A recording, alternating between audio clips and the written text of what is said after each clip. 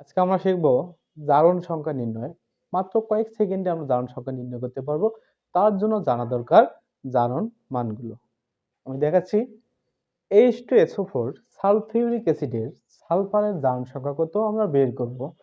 আমরা জানি হাইড্রোজেনের জারণ সংখ্যা হচ্ছে +1, হাইড্রোজেন এখানে আছে দুইটা, গুণ সূত্রে যোগ দিয়ে দাও। শুধু পরমাণুর ক্ষেত্রে গুণ দিবা, বাকি সব ক্ষেত্রে যোগ দিবা। যেহেতু আমরা সালফারের জারণ সংখ্যা বের করতেছি, এই জন্য সালফারকে আমরা ধরলাম এক্স, সূত্রের যোগ অক্সিজেন জারণ সংখ্যা হচ্ছে -2, অক্সিজেন আছে 4টা, ডানে একটা দেব 0।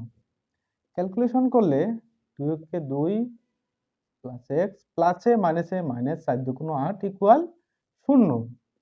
তাহলে এক্স -8 থেকে +2 বাদ দিলে হয় -6, 0। সুতরাং এক্স সমান আমরা লিখতে পারি +6